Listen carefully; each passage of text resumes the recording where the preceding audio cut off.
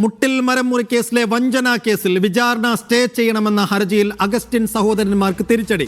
ഹർജി ഹൈക്കോടതി തള്ളി. പ്രതികളായ അഗസ്റ്റിൻ സഹോദരന്മാരിലെ റോജിയായിരുന്നു കോടതിയെ സമീപിച്ചത്. മാധ്യമങ്ങൾ തങ്ങൾക്കെതിരെ കള്ളം പറയുകയാണെന്ന് റോജി അഗസ്റ്റിൻ പ്രതികരിച്ചു.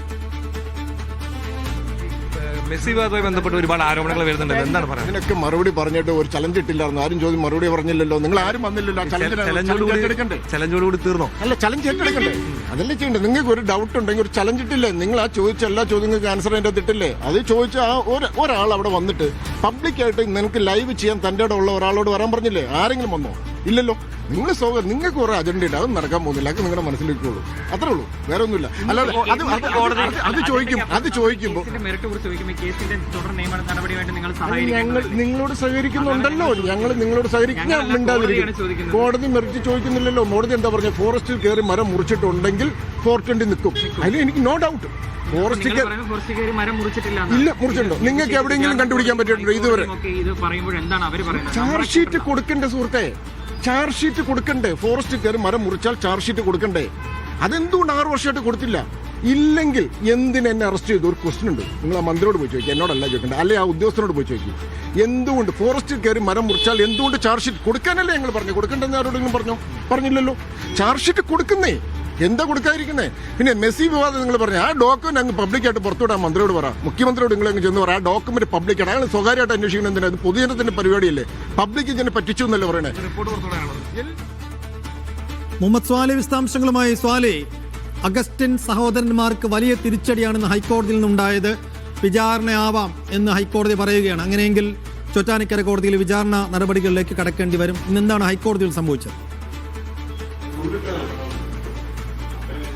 സൈഫുദ്ദീൻ, ചോറ്റാനിക്കര വിചാരണ കോടതിയിലെ നടപടിക്രമങ്ങൾ തുടരും എന്ന് തന്നെയാണ് ഹൈക്കോടതി വിധിയോടെ സംഭവിച്ചിരിക്കുന്നത്.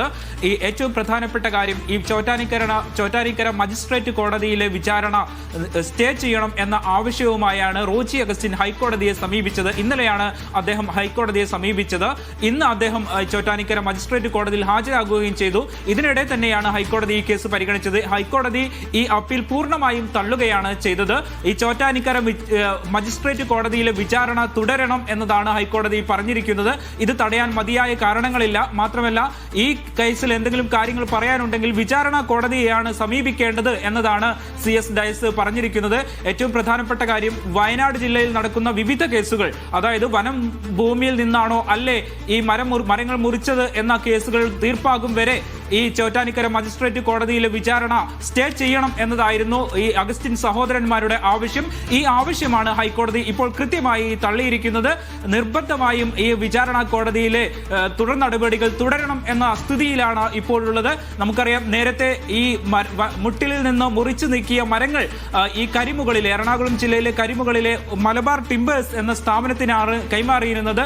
ഈ സ്ഥാപനം 1.40 കോടി ഈ അഗസ്റ്റിൻ സഹോദരന്മാർക്ക് കൈമാറിയിരുന്നു. പിന്നീട് ഈ മരം ഏറ്റുവാങ്ങിയ ശേഷം വനം വകുപ്പ് അത് പിടിച്ചെടുക്കുന്ന സാഹചര്യമുണ്ടായി. ഇത്തരത്തിൽ 1.40 കോടിയുടെ നഷ്ടം ഈ കരിമുകൾ മലബാർ ടിമ്പേഴ്സ് എന്ന സ്ഥാപനത്തിന് ഉണ്ടായി എന്നതാണ് ഈ വഞ്ചനാ കേസ്.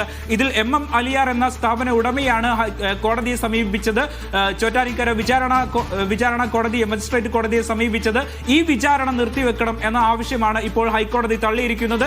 ഈ മുട്ടിൽ മരമുറി കേസിൽ ഇപ്പോൾ ഹൈക്കോടതിയിലും ഇപ്പോൾ നിൽക്കക്കള്ളിയില്ലാതെ ഇരിക്കുകയാണ് ഇപ്പോൾ അഗസ്റ്റിൻ സഹോദരന്മാർ. സൈഫുദ്ദീൻ.